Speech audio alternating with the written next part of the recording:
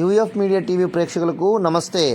వేంసూరు మండల పరిధిలోని కందుకూరు గ్రామంలో వెంకటేశ్వర స్వామి చరిత్రను బోధించినటువంటి వేద పండితులకు వస్త్రములు మరియు ఇతర కానుకలు ఇచ్చి వారిని వెంకటేశ్వర రెడ్డి, వెంకటప్పారెడ్డిలు సత్కరించి వేద పండితుల యొక్క ఆశీర్వాదాన్ని పొందారు. అనంతరం కోలాట గురువులకు వేద పండితులు ఆశీర్వచనాన్ని ఇచ్చారు. అటు వివరాలు మనం యూఎఫ్ మీడియా టీవీలో వీక్షిద్దాము. మన ఛానల్ను సబ్స్క్రైబ్ చేయండి, లైక్ చేయండి, కామెంట్ చేయండి, షేర్ చేయండి, బెల్ ఐకాన్ నొక్కండి. ఈ ఆలయ కమిటీ సభ్యులందరినీ కూడా స్వామివారి చెంతకు చేరుకుని వారికి చిరు సన్మాన కార్యక్రమం ఉంది.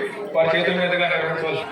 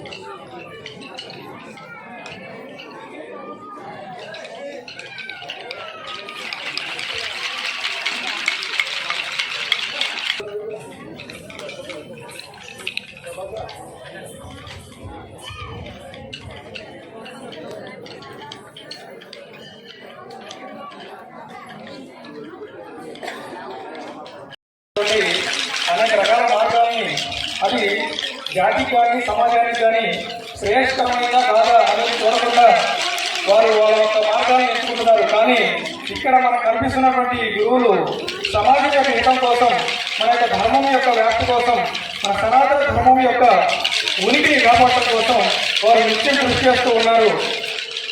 మనమేమి కోట్లు ఇవ్వట్లేదు, వారికి మనమేమి ఇల్లు కట్టి పెట్టట్లేదు.